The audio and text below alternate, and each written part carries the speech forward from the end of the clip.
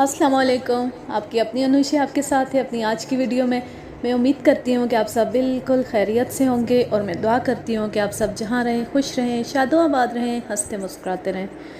ہم پڑھ رہے ہیں بشریٰ رحمان کا ناول کس موڑ پر ملے ہو، اور اس کا 11واں پارٹ آج ہم پڑھیں گے۔ تو چلیں شروع کرتے۔ ترمذی صاحب اپنی موٹر خود چلاتے ہوئے اپنے گاؤں میں داخل ہوئے تو انہیں محسوس ہوا جیسے سارا گاؤں مسکرا رہا ہے۔ جدھر بھی دیکھتے ادھر ہی روشنی سی دکھائی دیتی۔ دل ہی دل میں مسکرا کر سوچنے لگے، یہ دل کی دنیا بھی کتنی عجیب ہوتی ہے۔ یہ بسی ہوئی ہو تو ہر طرف پیار کا سما نظر آتا ہے، دل کی دنیا اجڑی ہوئی ہو تو گلستان کے اندر بھی ویرانہ نظر آتا ہے۔ یہ سوچتے سوچتے وہ اپنی حویلی کے قریب آ گئے۔ سارا راستہ صاف ستھرا تھا، گھر بھی چم چم کر رہا تھا۔ ایک صاف سٹول پر چوکیدار بیٹھا تھا، ان کو دیکھتے ہی سلیوٹ کیا اور گیٹ کھول دیا۔ سارے نوکر دوڑے آئے۔ ڈرائیور نے پیچھے سے دروازہ کھولا، گاڑی کا دروازہ کھولا، وہ باہر آ گئے، پوری عمارت پر نظر ڈالی اور پھر لان کی طرف بڑھے۔ لان کا گھاس کٹا ہوا تھا، پودے بھی مناسب کٹے ہوئے تھے، باہر باقاعدہ بیٹھنے کو کرسیاں لگی ہوئی تھیں۔ ستمبر کی شام خنک سی ہو رہی تھی، چڑیاں چہچہا رہی تھیں۔ خدا بخش، یہ گھر بہت خوبصورت اور صاف ستھرا لگ رہا ہے، کس نے کیا ہے؟ سرکار، خدا بخش نے ہاتھ باندھ کر کہا، یہ سب تو زلیخا میم صاحب نے کیا ہے۔ اچھا، اتنی جلدی؟ گلاب خان آگے آیا اور بولا، سرکار آپ یہ گھر دیکھ کر حیران ہو رہے ہیں، میم صاحب نے تو سارے گاؤں کی حالت بدل دی ہے۔ سرکار، میم صاحب کے ہاتھ میں کوئی جادو ہے۔ ترمذی صاحب میں اس سے زیادہ سننے کی تاب نہیں تھی۔ مسکراتے ہوئے حویلی کے اندر داخل ہوئے، 2-3 آوازیں دی، اندر شاید کوئی نہیں تھا۔ پھر حال کمرے میں کھڑے حیرت سے ایک ایک کونے کو تکنے لگے۔ یہ حویلی بہت پرانی تھی، کبھی کسی نے اس کی مرمت نہیں کی تھی، مگر اب حال کمرے کی دیواروں پر لکڑی چڑھا دی گئی تھی، نئے پردے لگے تھے، صوفوں کے کپڑے تبدیل ہو چکے تھے، قالین دھل چکا تھا، ہر شے جگمگ جگمگ کر رہی تھی۔ کھانے والے کمرے کا بھی یہی حال تھا۔ کچن تو بالکل ماڈرن لگ رہا تھا۔ سب دیکھ کر وہ اپنے بیڈ روم کی طرف بڑھے، اندر جا کر ان کے قدم رک گئے۔ چھپر کھٹ تو ایسا لگ رہا تھا جیسے وہ جرمنی سے اٹھا لائی ہو۔ سارے خواب اس نے اس کمرے میں سجا دیے تھے۔ اس حویلی میں ملحقہ غسل خانے کا کوئی تصور نہیں تھا، اور وہ اسی خیال سے پریشان بھی رہتے تھے کہ زلیخا کو یہ تکلیف ہوگی۔ کمرے کی بغل میں ایک چھوٹا سا دروازہ نظر آیا۔ انہوں نے بڑھ کر یہ دروازہ کھولا تو حیرت زدہ رہ گئے، یہ تو اٹیچڈ باتھ روم تھا۔ باہر والے برآمدے میں سے تھوڑی سی جگہ لے کر زلیخا نے باتھ روم بنا لیا تھا، بالکل جدید طرز کا۔ انہیں کبھی اس کا خیال نہ آیا تھا۔ انہوں نے ایک ایک چیز کو غور سے دیکھا اور سوچا، یہ ہوتی ہے عورت ذات۔ خالق کائنات نے کتنی خوبصورتیاں دے کر اس عورت کو دنیا میں بھیجا ہے۔ کسی کی تباہ حال زندگی کو سنوار دیتی ہے، اجڑی ہوئی زندگیاں بسا دیتی ہے۔ اس کی جبلت میں تعمیر ہے، اس کے احساس میں جمال ہے۔ وہ جس جگہ بیٹھتی ہے اس کو خوبصورت بنا کر اٹھتی ہے، اور زلیخا نے تو اتنے تھوڑے دنوں میں یہ سب کر لیا تھا۔ کیسے کر لیا؟ وہ حیران رہ گئے۔ وہ چکرا کر باہر نکلے تو سامنے نوکرانی کھڑی تھی۔ کہاں ہیں بھائی گھر والے؟ انہوں نے حیرت سے پوچھا۔ سرکار، زلیخا میم صاحب گھوڑے کی سواری کو گئی ہیں۔ اچھا، اور حجن خالہ؟ جی وہ ہمسایوں کے گھر گئی ہیں، میں ابھی بلا لاتی ہوں۔ بلانے کی ضرورت نہیں، وہ خود آ جائیں گی۔ ترمذی صاحب آ کر اپنے بستر پر بیٹھ گئے، بہت آرام دہ لگ رہا تھا۔ جوتے اتارے اور لیٹ گئے، سیدھے چت، سر کے نیچے دونوں ہاتھ رکھ لیے۔ انہیں یاد آیا ان کے استبل میں 2-4 گھوڑے بھی تھے، نوکر ہی ان کی دیکھ بھال کرتے تھے، اور شاید کرسٹینا کو گھوڑے سواری کا شوق ہو، وہ استبل تک جا پہنچی ہو۔ ابھی تو اسے یہاں آئے 1 مہینہ بھی نہیں ہوا تھا۔ 3 ہفتے کے بعد وہ آ گئے تھے، یہ دیکھنے کہ وہ کس حد تک پریشان ہو چکی ہوگی۔ اس نے تو ویرانوں کو گلستانوں میں بدل دیا تھا۔ اتنی جلدی ان کی زندگی بدل کر رکھ دی، سارے گھر کا نقشہ بدل دیا۔ اللہ نے عورت کو اپنی دنیا کی کتنی توانائی اور رہنمائی عطا کی ہے، لوگ کبھی سوچتے ہی نہیں۔ کہ دنیا بھر کی ساری خوبصورتی دنیا بھر کے گھروں کے ساتھ وابستہ ہے۔ ہر گھر کے اندر ایک عورت ہوتی ہے، عورت کی راجدھانی ہوتا ہے گھر۔ اس کو طعنے دینا اور برا بھلا کہنا بہسود ہے۔ اپنی دنیا کو سنوارنے کی عقل تو ہر عورت میں ہوتی ہے، وہ مشرق کی ہو یا مغرب کی۔ پھر انہوں نے خود ہی اعتراف کیا کہ دنیا میں جتنے بھی ہنستے بستے گھر نظر آ رہے ہیں سب عورت کے دم سے۔ جس گھر کے اندر عورت کے وجود کی نفی کی جاتی ہے اور بار بار اس کی عزت نفس کو مجروح کیا جاتا ہے، وہ گھر ٹوٹ جاتے ہیں، اجڑ جاتے ہیں۔ سوچتے سوچتے نہ جانے کس وقت وہ گہری نیند میں اتر گئے۔ جانے کتنی دیر تک وہ سوتے رہے۔ کمرے میں بتی جلی اور کسی کے نرم گرم ہاتھ نے ان کے بال سہلانے شروع کیے، جیسے کوئی انہیں پھولوں کے ٹوکرے سے نکال رہا ہو۔ وہ کسمسائے، ان کے جسم میں جنبش ہوئی، انہیں اپنے کندھے پر خوشبودار وزن محسوس ہوا، بیشتر اس کے کہ وہ کروٹ بدلتے کھنکتے لہجے میں آواز آئی، یہ خواب نہیں حقیقت ہے۔ ترمذی صاحب نے دونوں آنکھیں کھول کر اپنی بیوی کو دیکھا اور دونوں کھلکھلا کر ہنسنے لگے۔ شام کے جھٹپٹے میں یہ ہنسنا کتنا اچھا لگا۔ ترمذی صاحب نے اسے اپنے بازوؤں کے حلقے میں لے لیا اور بولے، کرسٹل، تمہارے پاس الادین کا چراغ ہے؟ وہ ہنس کر بولی، آپ نے مجھے چیلنج کیا تھا، مگر دیکھ لو 1 مہینے سے پہلے آ گئے ہو۔ ترمذی صاحب اٹھ کر بیٹھ گئے۔ مجھے معلوم ہے تمہارے ساتھ لگائی گئی ہر شرط میں ہاروں گا۔ میں نے تمہارے آگے اپنی پوری زندگی ہارنے کا تہیہ کر لیا، مگر تم بھی اپنے شوق کا رخ میری طرف موڑو۔ کیا مطلب؟ میں تمہیں اپنے لیے لایا ہوں، صرف اپنے لیے۔ اپنی توانائیاں دوسرے کاموں میں مت ضائع کرو۔ توانائی کام کرنے سے ضائع نہیں ہوتی، کام کے اندر محفوظ ہو جاتی ہے۔ یوفو، جب تک عورت کا گھر خوبصورت نہ ہو وہ محبت بھرا ماحول پیدا نہیں کر سکتی۔ تمہیں اچھا نہیں لگا یہ گھر؟ بہت اچھا لگا، بخدا بہت اچھا لگا۔ انہوں نے اپنی بیوی کے دونوں ہاتھ پکڑ کر اپنی آنکھوں سے لگا لیے، جیسے میں جنت میں آ گیا ہوں۔ صرف تمہارے آنے سے اس حویلی میں زندگی آ گئی ہے۔ اتنا خوبصورت بیڈ روم اور یہ باتھ روم، اتنی جلدی تم نے سب کیسے کر لیا؟ شکور ہے نا، بڑا تیز لڑکا ہے۔ ہم دونوں نے پلان بنایا، بہت سے مستری بلا لیے اور دن رات کام ہونے لگا۔ میں تمہارے آنے سے پہلے سب کچھ ٹھیک کر دینا چاہتی تھی۔ میں جانتی ہوں مردوں کو گھر میں کنسٹرکشن کی گڑبڑ کبھی پسند نہیں آتی، اور مجھے یہ بھی پتا تھا، وہ شرارت سے ہنسی، کہ تم 3 ہفتے سے زیادہ صبر نہ کر سکو گے۔ ترمذی صاحب نے آنکھیں بند کر کے سر اس کے کندھے پر رکھ دیا۔ تھوڑی دیر بعد سر اٹھایا اور بولے، گھر کی حد تک تو ٹھیک ہے، مگر گاؤں کا ٹھیکہ مت لو۔ اب میں تمہارے بغیر شہر میں 1 دن بھی نہیں رہ سکتا، بس اب چلو میرے ساتھ۔ نہیں، وہ بولی، بس مجھے 2-3 ہفتے اور دے دو۔ میں یہاں کچھ لوگوں کو بعض کاموں کی ٹریننگ دے رہی ہوں، اس کے بعد تو مہینے میں 1 بار آ کر انہیں دیکھ جایا کروں گی۔ یہ لوگ میرے آنے سے بہت خوش ہیں، میں ان کو مایوس کر کے نہیں جانا چاہتی۔ یہ کون سے کام ہیں؟ وہ کام جو تمہاری والدہ نے شروع کیے تھے مگر مکمل نہیں کر سکی تھی، میں ان کو آگے بڑھاؤں گی۔ ترمذی صاحب اس کی آنکھوں میں حیرت سے دیکھنے لگے تو وہ بتانے لگی، کچھ نوجوانوں کو میں ٹریکٹر اور دیگر مشینری لے کر دے رہی ہوں تاکہ وہ یہاں بے موسمی سبزی بھی اگائیں، پھر ان کو پیک کریں اور دوسرے شہروں میں فروخت کر سکیں۔ لڑکیوں کا ایک ہائی اسکول ہے، اس کو میں ڈگری کالج کا درجہ دینا چاہتی ہوں۔ یہاں کوئی زچہ بچہ ہسپتال نہیں۔ حویلی کا ایک حصہ میں نے نور بی بی ہیلتھ سینٹر کے لیے مخصوص کر دیا ہے اور ایک لیڈی ڈاکٹر کا اشتہار بھی دے دیا۔ تمہیں کس نے بتایا کہ میری ماں کا نام نور بی بی تھا؟ حجن خالہ نے بتایا تھا۔ ابھی تو میں جبار ٹیکنیکل انسٹیٹیوٹ بنانے کا بھی سوچ رہی ہوں، بہت سے نوجوانوں کا یہ تقاضا ہے۔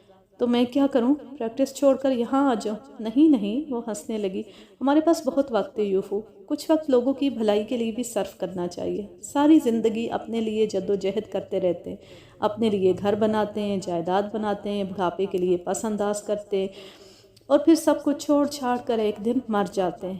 کوئی ایسا کام کر کے جانا چاہیے کہ مرنے کے بعد بھی لوگ ہمارا نام لیں۔ تم تو بالکل ہماری طرح کی باتیں کرنے لگی ہو۔ اتنی جلدی تم پر گاؤں کی صحبت کا اثر ہو گیا؟ نہیں، ساری دنیا میں ایسی سوچ رکھنے والے لوگ ہوتے ہیں۔ تمہارے گاؤں کے لوگ سادہ دل اور غریب ہیں، مجھے ان سے انس ہو گیا ہے۔ دیکھا نہیں، جدھر جاتی ہوں زلیخا میم صاحب کرتے میرے ارد گرد اکٹھے ہو جاتے ہیں۔ ہاں واقعی، تم نے زلیخا کہلوانا شروع کر دیا ہے؟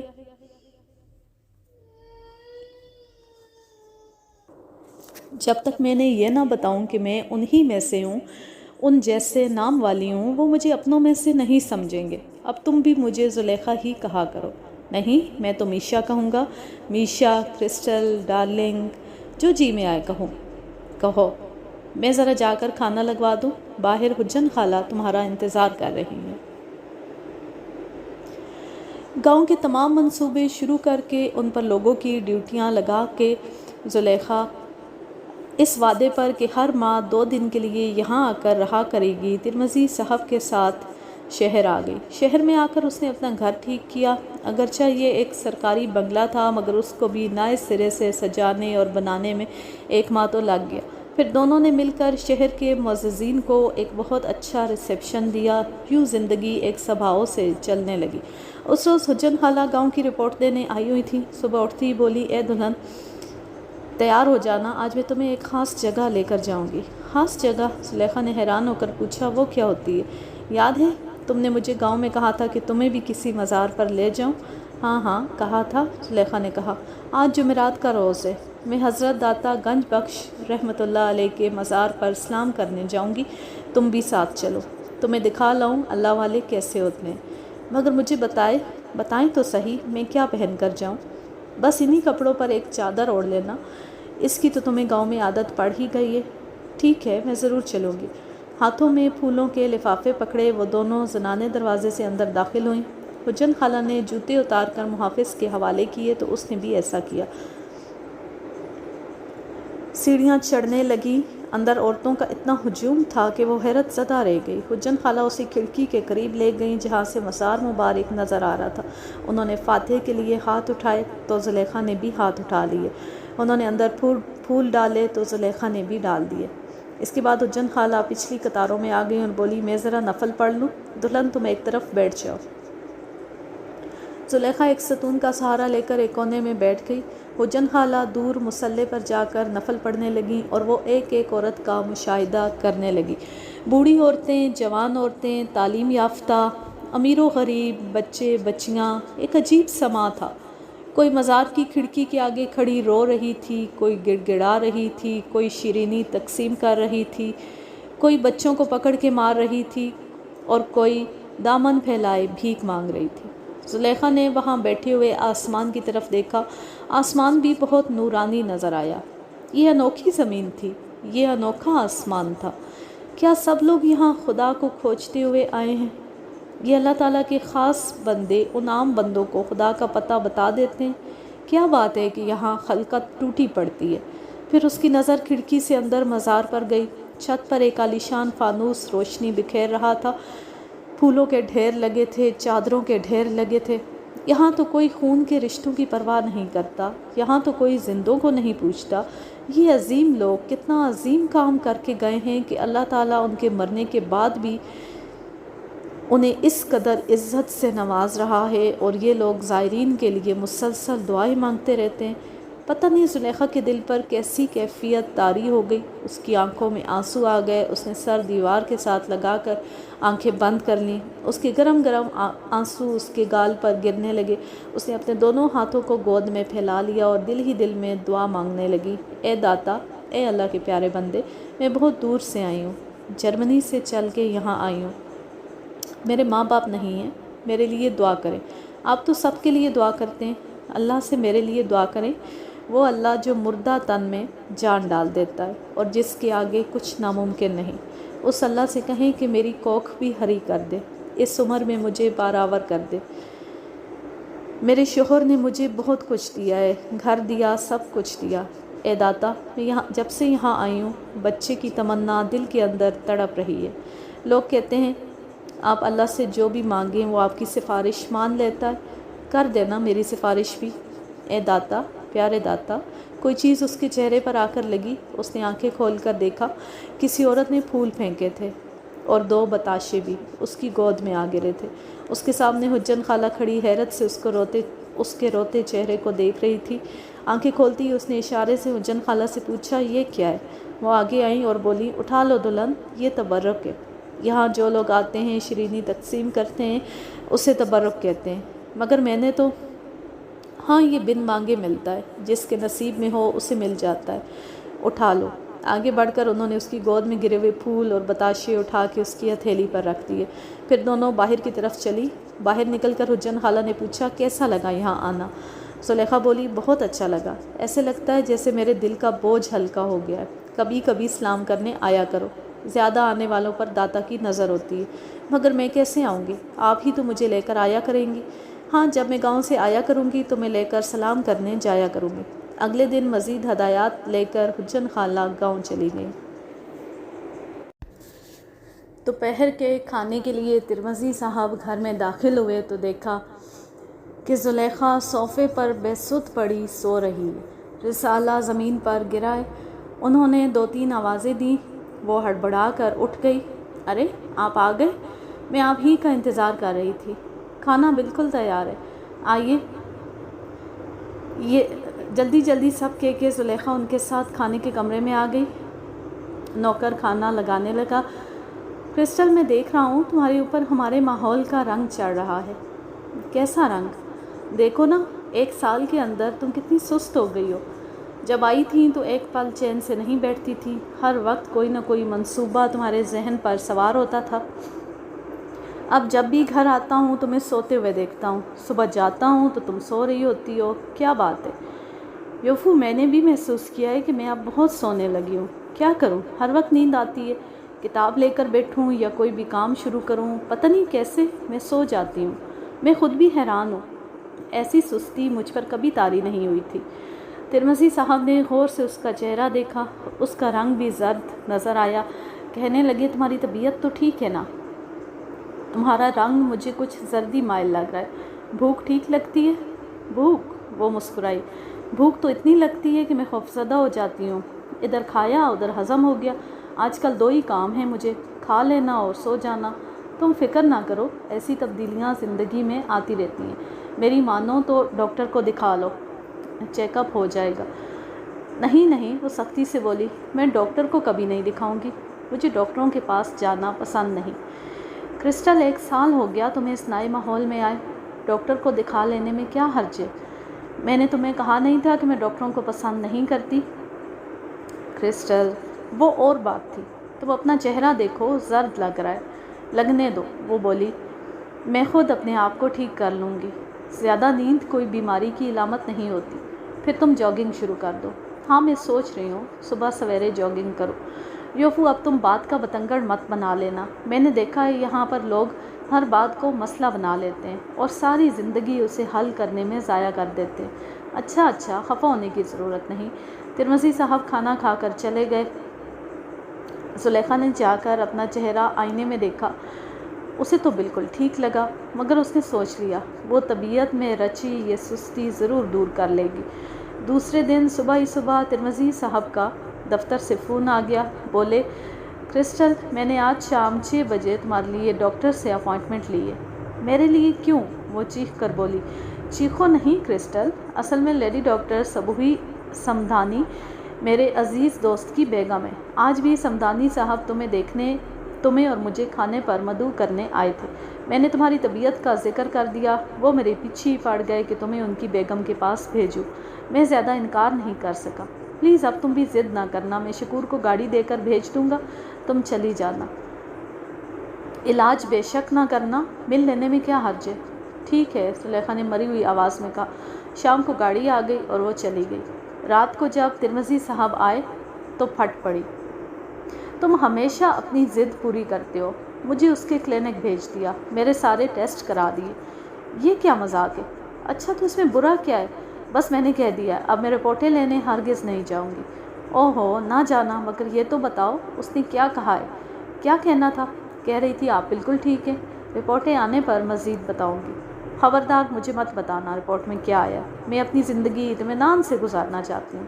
4 دن زندگی کے جو بچ گئے ہیں وہ میں ڈاکٹروں کے ہاں چکر لگانے میں اور دوائیں کھانے میں ضائع نہیں کر سکتی۔ کرسٹل، ترمذی صاحب نے ہنس کر کہا، ابھی تک ڈاکٹروں سے خفا رہتی ہو؟ پتہ ہے زندگی ہمیشہ ڈاکٹروں کی محتاج رہتی ہے، اسی لیے مجھے موت پسند ہے جو ڈاکٹروں کی محتاج نہیں ہوتی۔ کرسٹل، اب تم چڑچڑی ہو رہی ہو۔ اور یہ کیا، تم کبھی مجھے کرسٹل کہتے ہو کبھی مجھے میشا کہتے ہو۔ بھول جاؤ کرسٹل اور میشا کو، بس اب مجھے زلیخا کہا کرو، اب میں زلیخا ہوں۔ ٹھیک ہے میری زلیخا، حالانکہ میں نے تمہیں پہلے ہی دن کہہ دیا تھا کہ میں جس نام سے چاہوں گا بلاؤں گا، مگر تم کچھ چڑچڑی ہو رہی ہو، تو اس کا مطلب ہے کچھ گڑبڑ ہے کہیں۔ زلیخا نے گھور کر دیکھا تو وہ بولے، یوں کرو گاؤں کا ایک چکر لگاؤ، 2 مہینے سے تم گئی نہیں، جا کے دیکھو تمہارے اداروں کا کیا حال ہے، کیسے چل رہے ہیں۔ حجن خالہ ہر مہینے مجھے رپورٹ دے جاتی ہیں، سب لوگ بڑی دلجمی سے کام کر رہے ہیں، پھر بھی اس ویکنڈ پر تم 2-4 دن کے لیے چلی جانا۔ ٹھیک ہے۔ یوں تو ترمسی صاحب گھر آتی اس کو پکارا کرتے تھے، مگر آج شام کو موٹر سے باہر نکلتی ہی جب انہوں نے زلیخا زلیخا کا شور مچا دیا تو زلیخا نے ان کی آواز میں ایک خاص بات بہت محسوس کی۔ دوڑ کر پیشوائی کو آئی، ان کے ہاتھ میں ایک بڑا سا خاکی لفافہ تھا، اس کی طرف لہرا کر بولے، بوجھو تو یہ کیا ہے؟ زلیخا کا منہ لٹک گیا۔ مجھے کیا معلوم ہو سکتا ہے یہ کیا ہے؟ ترمسی صاحب کا چہرہ انتہائی سنجیدہ ہو گیا، بولے، اس میں تمہاری میڈیکل رپورٹ ہے۔ زلیخا کا دل دھک سے رہ گیا، خوفزدہ صورت بنا کر اس نے ترمسی صاحب کی آنکھوں میں دیکھا اور وہ بدستور سنجیدہ تھے۔ اس نے دل میں سوچا، کتنا ظالم ہے یہ شخص، میں نے اسے کہا بھی تھا کہ مجھے میری رپورٹیں نہ بتانا، مگر پھر 1 ہفتے بعد یہ قضیہ لے کر آ گیا۔ پچھلا 1 ہفتہ اس نے گاؤں میں گزارا تھا، وہاں جا کے اسے بہت فرق محسوس ہوا تھا، بلکہ کھلی فضا نے اس کی صحت پر بہت اچھا اثر کیا تھا۔ پرسوں جب وہ گاؤں سے آئی تھی تو یہی بات خود ترمسی صاحب بھی کہہ رہے تھے۔ کیا سوچ رہی ہو؟ لو دیکھ لو اپنی رپورٹیں۔ یوفو، اس نے مری ہوئی آواز میں کہا، میں نے تم سے کہا تھا نا کہ میری رپورٹیں مجھے ہرگز نہ بتانا۔ تم اتنے سنگ دل کیسے ہو سکتے ہو؟ ہو تو سکتا ہوں، اگر کہو تو میں پڑھ کر سنا دوں۔ وہ اندر سے کاغذ نکالنے لگے۔ نہیں پلیز نہیں، زلیخا نے آگے بڑھ کر ان کے ہاتھ وہیں روک دیے۔ اس کی آنکھوں میں نمی آ گئی۔ ترمسی صاحب تھوڑی دیر تک اس کی بے بس آنکھوں میں دیکھتے رہے، پھر مسکرا کر بولے، میشا تمہیں پتہ ہے تمہیں کیا ہوا ہے؟ زلیخا نے آنکھیں بند کر لی، اس کی آنکھوں میں تیرتی ہوئی نمی 2 قطروں کی صورت میں رخساروں پر ڈھلک آئی۔ اس نے اپنے آپ کو بری سے بری خبر سننے کے لیے تیار کر لیا۔ ترمسی صاحب نے بڑے پراسرار انداز میں اس کے کان کے ساتھ منہ لگا کر سرگوشی کرتے ہوئے کہا، کرسٹل یو آر پریگننٹ۔ کیا؟ پھر سے کہو۔ Crystal you are pregnant. انہوں نے تیسری بار کہا تو وہ جھٹکے سے اٹھی اور بولی، آئی کانٹ بلیو یو، اس لیے تو میں تمہیں یہ رپورٹس پڑھ کر سنانا چاہتا تھا۔ سناؤ سناؤ۔ اس نے لفافہ ان کے ہاتھ سے چھین لیا۔ تمہیں پتہ ہے ڈاکٹر صبوحی نے ڈنر کی رات یہ شک ظاہر کیا تھا، مگر میں نے اسے منع کر دیا کہ جب تک تمام رپورٹس نہ آ جائے تمہیں نہ بتایا جائے۔ پھر تم گاؤں چلی گئیں، اب میں اس سے مل کر آ رہا ہوں۔ او مائی گاڈ، یہ کہہ کر زلیخا صوفے پر بیٹھ گئی، اس کی آنکھوں سے آنسو بہنے لگے۔ اسے کتنا ارمان تھا بچے کا، دل ہی دل میں کتنی دعائیں مانگا کرتی تھی۔ ترمسی صاحب مصلحتاً اپنے کمرے میں چلے گئے۔ تھوڑی دیر کے بعد زلیخا نے اپنی کیفیت کو سنبھالا، ان کے پیچھے ان کے کمرے میں گئی۔ وہ کپڑے بدل چکے تھے۔ یوفو تم سچ کہہ رہے ہو، مذاق تو نہیں کر رہے نا؟ ارے میرا تمہارا کوئی مذاق کا رشتہ ہے؟ مجھے کبھی یقین نہ آتا اگر ہمیں دیکھو، ہم نے تمہاری صورتحال دیکھ کر پہچان لیا کہ ضرور کوئی گڑبڑ ہے کہیں۔ صبح میں خود جا کے ڈاکٹر صبوحی سے ملوں گی۔ اچھا تو اب یہ عالم ہے؟ ترمسی صاحب نے کہکا لگایا، ضرور جانا۔ وہ بھی کہہ رہی تھی اس عمر میں پریگننسی ہو جائے تو بعض احتیاطیں لازم ہو جاتی ہیں۔ بہت احتیاط کروں گی، جو بھی وہ کہے گی میں کروں گی۔ شاباش۔ ترمسی صاحب نے ہنس کر اسے بازوؤں سے پکڑ لیا اور بولے، اللہ تم پر مہربان ہے میشا، اللہ مجھ پر بھی مہربان ہے زلیخا، ہم دونوں کو اس نے اس عمر میں اولاد کی خوشی دے دی۔ تم نے جتنی نیکیاں گاؤں میں کی تھی نا، اللہ نے تمہیں ان کا اجر دیا ہے۔ اب خوش رہا کرو، خوب کھاؤ پیو، آرام کرو، اور کچھ ایسا کرو کہ یہ چند مہینوں کا انتظار دوبر نہ ہو جائے۔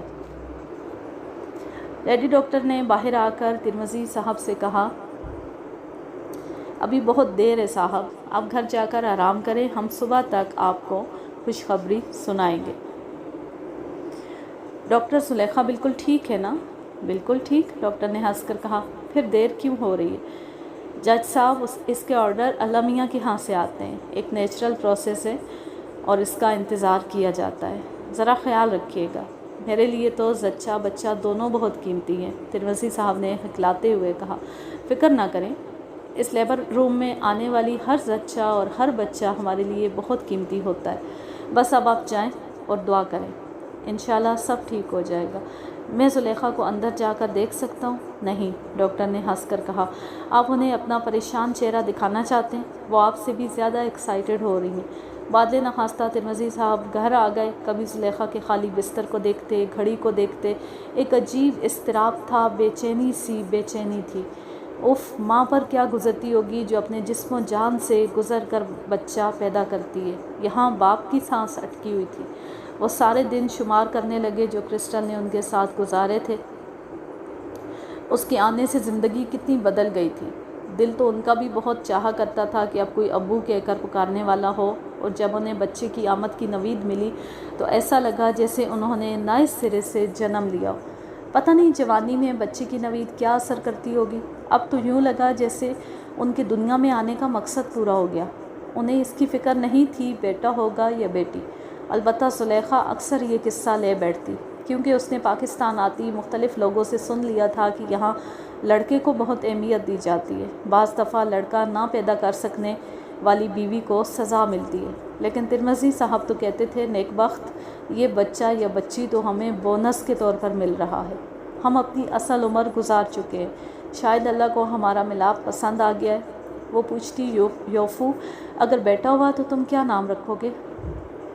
وہ کہتے، جانا، یہ پاکستان ہے، یہاں کئی گھرانوں میں سال ہر سال بچے بغیر نام کے پلتے رہتے ہیں۔ کوئی اسے کاکا کہہ کر بلاتا ہے اور کوئی گڈو، مگر وہ ضد کرتی، یوفو، ہمیشہ بچے کا نام پہلے سے سوچ لیتے ہیں۔ ہمارے ہاں تو بچے کے پیدا ہوتے ہی نام رجسٹر کرانا پڑتا ہے، اور تمہارے ہاں تو بچہ ماں کے نام سے پہچانا جاتا ہے نا؟ وہ کہتی، ہاں، اس لیے یہاں پیدا ہوتی ہی بچے کے باپ کا نام پوچھا جاتا ہے۔ چھوٹی سی بات ہے اور تم بحث کیے جاتے ہو۔ وہ چڑ جاتی، اصل میں تم آج کل اپنی طبیعت سے بیزار ہو گئی ہو، اس لیے بہانے سے بچے کا ذکر کر کے وقت گزارنا چاہتی ہو، اور تم اس وقت گزاری میں میرا ساتھ نہیں دے سکتے؟ ہاں، ساتھ دے تو رہا ہوں۔ سنو کرسٹل، میں نے بیٹی کا نام سوچ رکھا ہے۔ اچھا، کتنے چالاک ہو۔ تو یوں کرتے ہیں، تم بیٹے کا نام سوچ لو، بیٹا ہوا تو تم نام رکھ دینا، بیٹی ہوئی تو میں رکھ دوں گا۔ میں نے سوچ رکھا ہے، بیٹا ہوا تو اس کا نام عبدالجبار یوسف رکھیں گے، یعنی جبار۔ تم جبار نام رکھو گی۔ پتہ ہے، میرا باپ بہت سخت طبیعت کا اور کھردرا آدمی تھا، اور کسی کی بات نہیں سنتا تھا، ہمیشہ اپنی منمانی کرتا تھا۔ اس کا نام رکھو گی تو ویسا ہی بیٹا پیدا ہوگا، پھر اس کو تم بھگتتی رہنا۔ ٹھیک ہے، میں ہی بھگتوں گی نا، تمہیں کیا؟ روز کی یہ بحث آخری دنوں میں ایک موڑ پر آ کر رک گئی جب ڈاکٹر نے اچانک بتایا کہ جڑواں بچے ہیں۔ ترمذی صاحب گھبرا سے گئے، مگر زلیخا پرسکون رہی۔ تم بالکل ٹھیک محسوس کرتی ہو نا زلیخا؟ ایک دن انہوں نے پوچھ ہی لیا۔ ہاں، بالکل ٹھیک، نارمل، بس وزن کچھ زیادہ ہو گیا ہے، اس لیے سانس پھولنے لگی ہے۔ مجھے تو فکر رہنے لگا ہے۔ کیوں؟ کیا زچگی سے تم گزرو گے؟ ترمذی صاحب مسکرائے۔ سمجھ گیا، تمہاری حس مزاح بتا رہی ہے کہ تم نارمل ہو۔ سنو یوفو، تم ایشیائی لوگ ہر بات کو ایک قضیہ بنا لیتے ہو۔ اگر یہ قدرت کا کام ہے تو وہی پار بھی لگائے گی۔ مجھے تو بہت خوشی ہے، ایک دم سے 2 بچے ہو جائیں گے، ہماری فیملی مکمل ہو جائے گی۔ 2 بچوں کو بیک وقت پالنا بہت مشکل ہوتا ہے زلیخا۔ یہاں تو ملازم مل جاتے ہیں، یہاں کوئی مشکل نہیں ہوگی۔ یوفو، تم مجھے ڈرایا نہ کرو، تم لوگوں کی یاسیت مجھے ذرا پسند نہیں آتی۔ یہاں میں نے 2 کیفیتیں دیکھی ہیں، یاسیت یا پھر نرگسیت، اس کے علاوہ کچھ نظر نہیں آتا۔ کتنی جلدی تم نتیجے پر پہنچ جاتی ہو۔ ترمذی صاحب سوچتے ہوئے بولے، آج میں تمہیں ایک بات اور بھی بتا دوں یوفو، میں ایک بھائی کے ساتھ جڑواں پیدا ہوئی تھی۔ واقعی؟ ترمذی صاحب نے حیرت سے کہا۔ ہاں، میرے پاپا نے مجھے بتا دیا تھا۔ میرا بھائی پیدا ہوتے ہی مر گیا تھا، کچھ دنوں بعد ماں بھی مر گئی، پاپا نے مجھے پالا۔ ترمذی صاحب خاموش ہو گئے۔ ان کا فکر مند چہرہ دیکھ کر بولی، تم فکر نہ کرو، میرے دونوں بچے زندہ رہیں گے اور میں ہی ان کو پالوں گی۔ ترمذی صاحب نے غور سے اس کا چہرہ دیکھا، اس کے چہرے پر یقین کا اجالا تھا، ایک عزم تھا اس کی آنکھوں میں۔ ترمذی صاحب نے دل ہی دل میں آمین کہا۔ وہ اسے ہمیشہ زندہ سلامت دیکھنا چاہتے تھے، اس کے بے پناہ یقین کے ساتھ ہنستا مسکراتا دیکھنا چاہتے تھے۔ ساری رات سوچتے، وسوسوں سے کھیلتے اور دعائیں مانگتے گزر گئی۔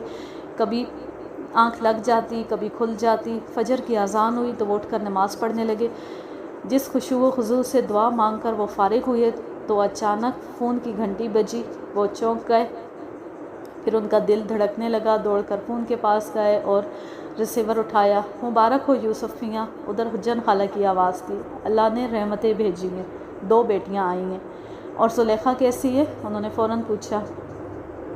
اے میاں مبارک تو لو۔ خیر مبارک حجن خالہ، بتاؤ نا زلیخا کیسی ہے؟ اللہ کا شکر، بالکل ٹھیک ہے، بچیاں بھی بالکل صحت مند ہیں۔ مجھے زلیخا نے کہا میں پہلے تمہیں اطلاع کر دوں، کہہ رہی تھی وہ تو ساری رات سوئے نہیں ہوں گے۔ ایسے میں بھی زلیخا کو ان کا ہی خیال تھا۔ انہوں نے اطمینان کا سانس لیا۔ یوسف میاں، زلیخا کہہ رہی تھی اب تم آرام سے سو جاؤ، نیند پوری کر کے تسلی سے اسپتال آنا۔ آج کے لیے بس اتنا ہی۔ اب میں لیتی ہوں آپ سے اجازت۔ جا رہے خوش رہیں، شاد و آباد رہیں، ہنستے مسکراتے رہیں۔ اللہ حافظ، اللہ نگہبان۔